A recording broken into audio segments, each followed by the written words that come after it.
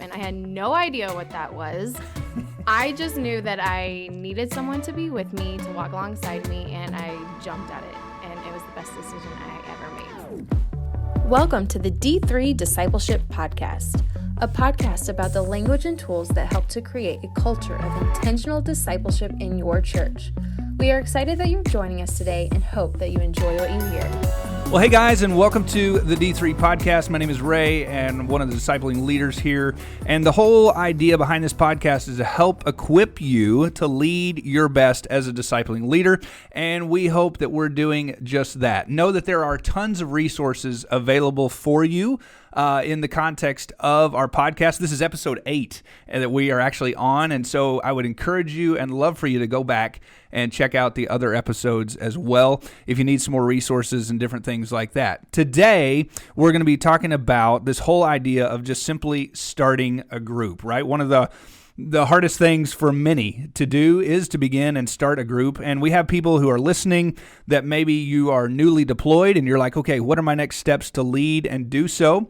And then there's other folks who are maybe deployed and not leading. And you're curious of, okay, what do I need to do to get a group going as well? But first, I have someone next to me today, a new co-host, if you will. And so this is Katie Clevenger.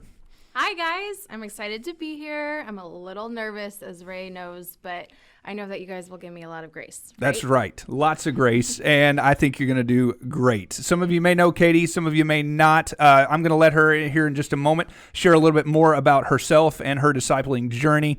But in all seriousness, I asked Katie to join me for a couple different reasons. The first, she's smack dab in the middle of leading a group, right? And so this is her first group that she's led, and so I think she'll give some great perspective from that standpoint and give some insight there. Also, she's a female, and so she'll give some female perspective as well for some of the topics, the tools, and different things like that, as well as the ideas that we're going to be covering in the podcast. And then third, she can carry on a great conversation, right? And I think she's going to have some great insight as well, some great questions for some of our guests and different things like that.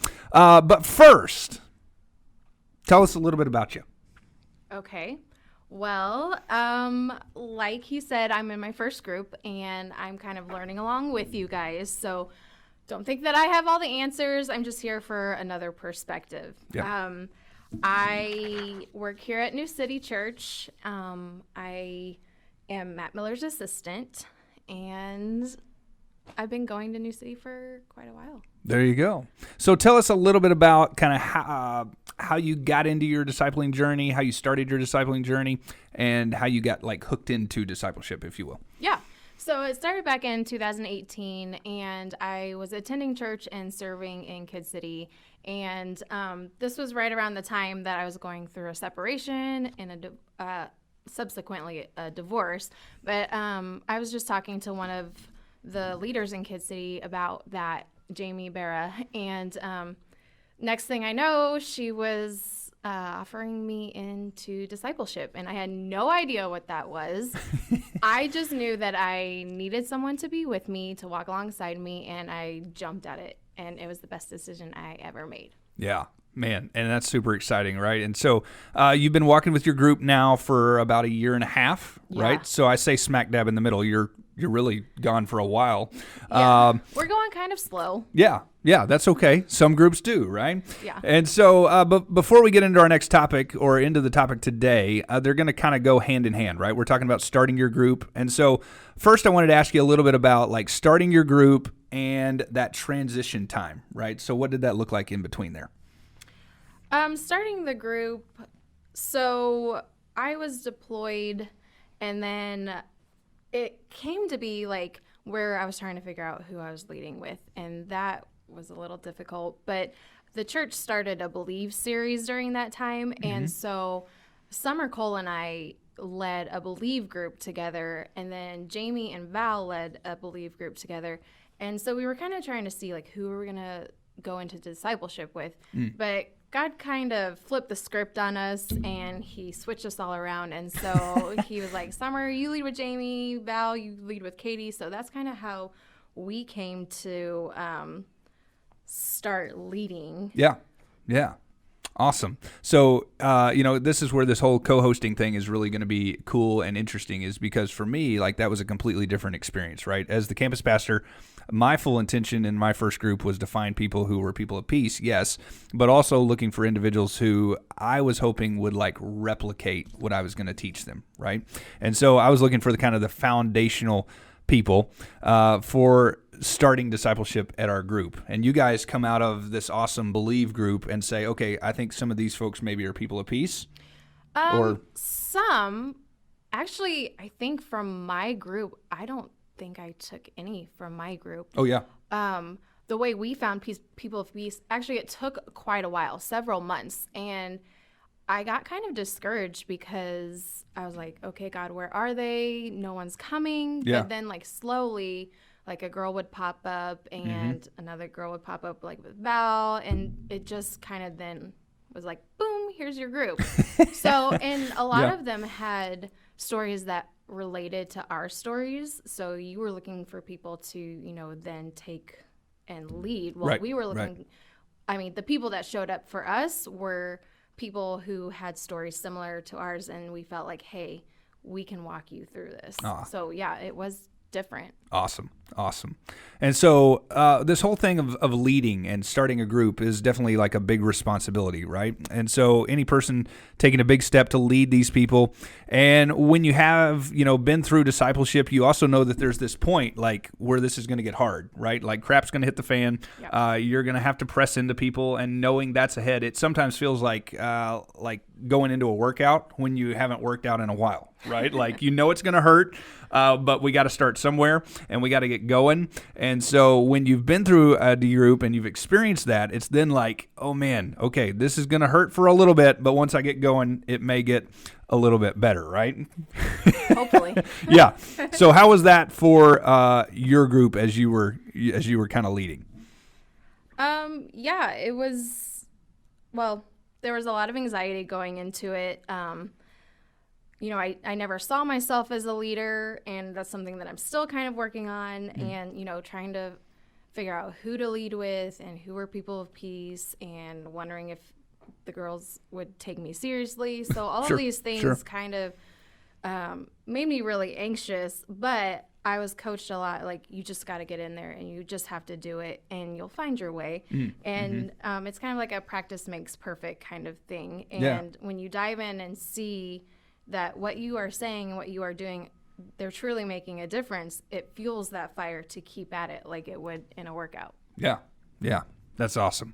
Well, so we've established that starting a group can be hard, right? But here's what I'd like to chat about for just a moment, because we have, again, leaders, future leaders, and leaders who are soon going to start a group listening, right? We have every variety of person listening, basically.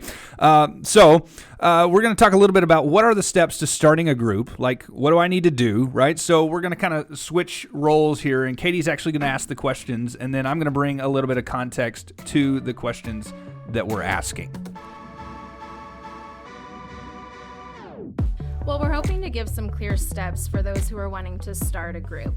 So if you're deployed and you go to the D3 website under resources, you'll find steps to starting a group link.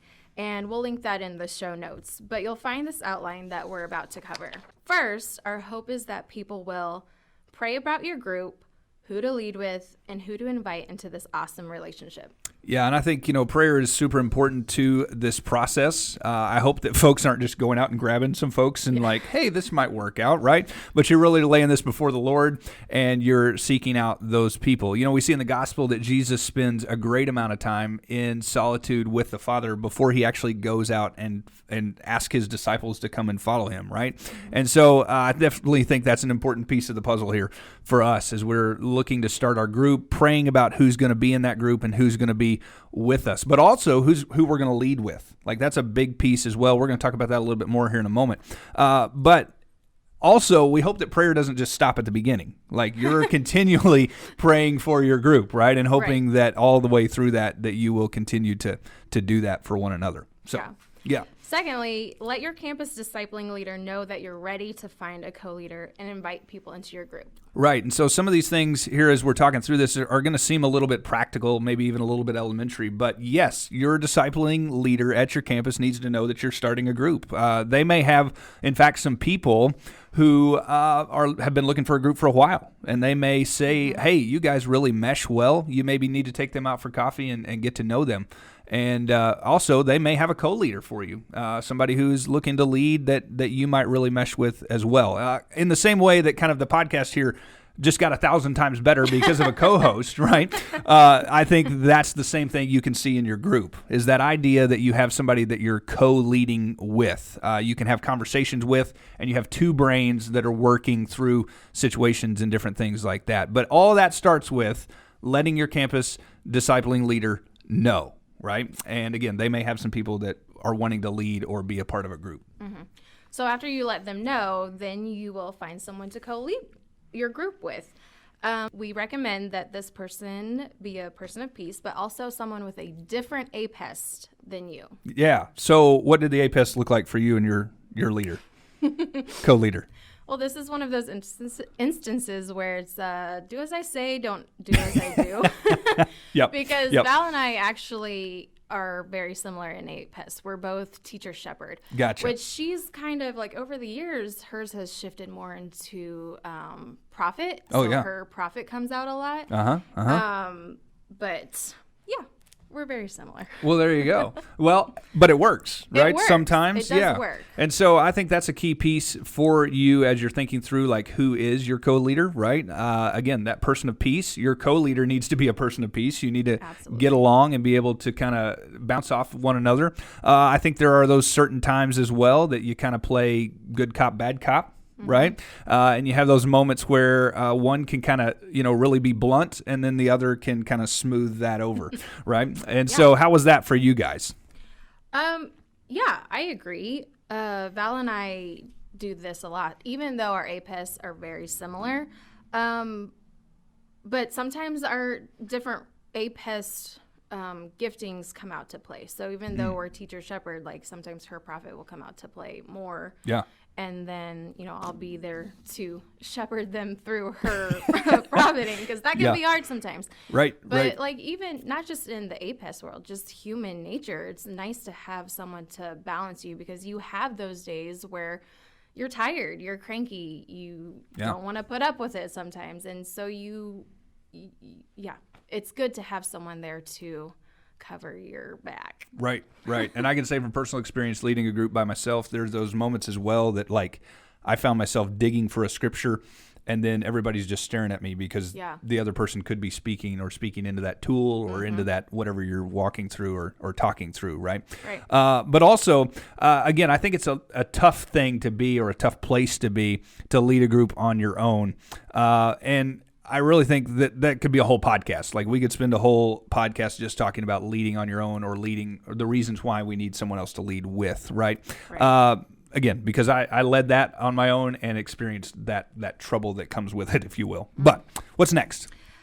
Begin to meet with and invite individuals that you feel the Holy Spirit is leading to join your group. Don't forget to remind them on the front end that this is a high challenge, high invite group. Let them know the expectations right up front. Yeah, and I think, again, that's important. Hopefully you're already meeting with these people. If they are people of peace, you've spent at least coffee with them, or you've had a meal with them, or even more than that, right? But if you're inviting them into discipleship, I think there's this next step of, hey, yes, this is going to take priority in your life. We need you to make this a priority on your calendar. But again, that high invite, high challenge piece, that, like, this isn't us hanging out and grabbing coffee every week. We're going to start pouring into your life, right? Now, did you invite everybody into your group, or did you kind of split it with your co-leader? We did a little bit of both. So there were certain girls that were more inclined to Val, or knew Val more. So she had that connection before I did. Yeah. And so she might have taken one out, or same vice versa. Like, I would have taken one out, or some that we just immediately both connected on, and then we took them out together. It also depends on schedules, scheduling conflicts. Sure. Yeah, and that brings up a great point. I don't believe that both leaders have to be a person of peace with everybody in the group. right? So in other words, if the Holy Spirit is leading this thing, the people in the group are going to bond and grow. In my last group, my co-leader invited someone in, and honestly, I didn't even know them before that. And so we had this place of like, you know what, I'm going to trust the Holy Spirit and bringing this guy in, and it worked, right? But in the beginning, we weren't people of peace with him, or we weren't both people of peace with him. And that kind of blew me away because I always thought that they had to be people of peace with both of you. Yeah. But if I look back at our group, I mean, that makes sense because there were some girls that Val was like, hey, I kind of feel this way about this girl. Yeah. And like I would pray about it. And if I didn't get any red flags, then I was like, okay, well then let's go with it. Right. Yeah. So that whole idea of your co-leader, yes, being a person of peace, but perhaps the people in your group not necessarily 100% being a person of peace with both individuals that are leading, right?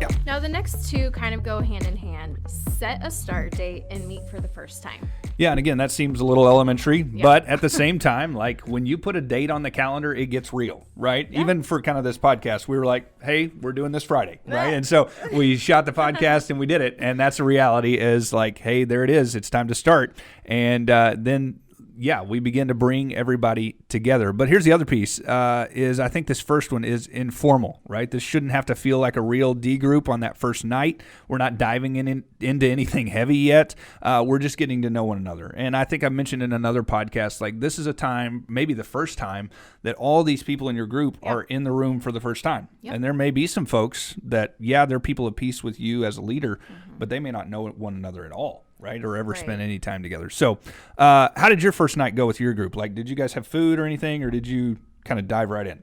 Ray, anything I do is centered around food. Yes, that's awesome. But love it. Kidding aside, we actually did that for quite a while, maybe even a month, which maybe that's why we're, like I said, we're kind of slow. We'd like to take our time.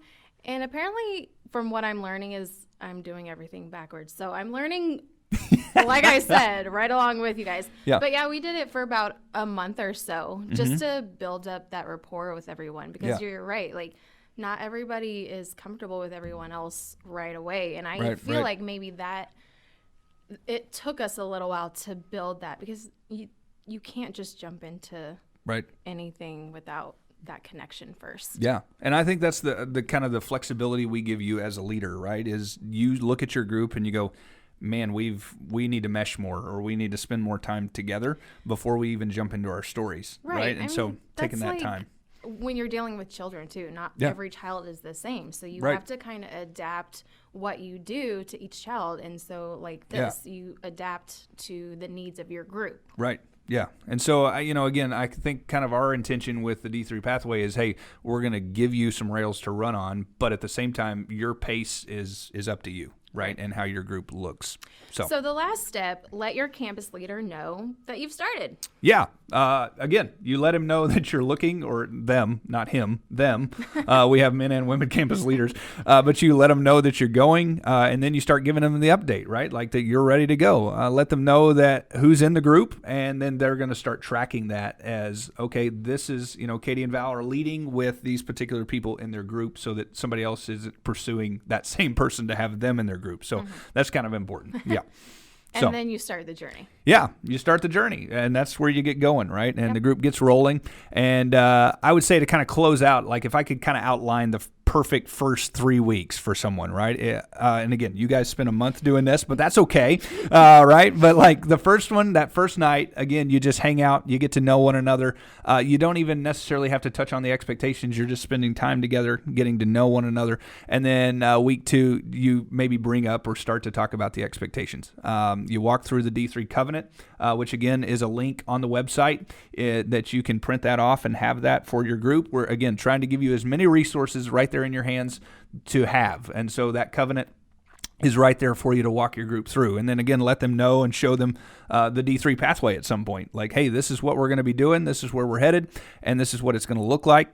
And then week 3 is maybe when you start those stories. Or again, maybe you spend a little bit longer getting to know one another and spending that time together, right? So. And by Yeah. week 4, unlike us, you're moving into stories. And our hope is that the leaders will go first by sharing their own stories and giving the example for everyone else. Yeah, given that example of the how to share the story, right? Leader leads first, goes first. And so, and believe it or not, you've got a group. Like, you're doing it. You're moving on, and before you know it, you're going to be deploying these folks. Like, time is going to tick along, and yeah, you're going to know it. So to close out here, there's a lot of information, but know that as a leader, this outline is available to you on the website. Yeah, and so again, the resources page on our website is going to be full of those links that you can go to, click on, and this whole outline and the questions that we ran through even today are there for you and easy for you to follow. So, Yep. Katie, we've done it. We have completed our first episode together, and you did awesome. Thanks for joining me. Thank and you. Man, looking forward to more episodes in the future. Yeah. Right? It was exciting to be here. I can't believe I made it through my first one. That's right. Yes, it's going to be enjoyed awesome. Well, we will see you next time on the D3 podcast. Thanks for joining us, and we'll see you soon. Bye. Thank you for joining us today. We hope that today's information was helpful and useful for your discipling journey. We would like to encourage you to subscribe, review, and share on social media. If you would like more information, check out d3pathway.com.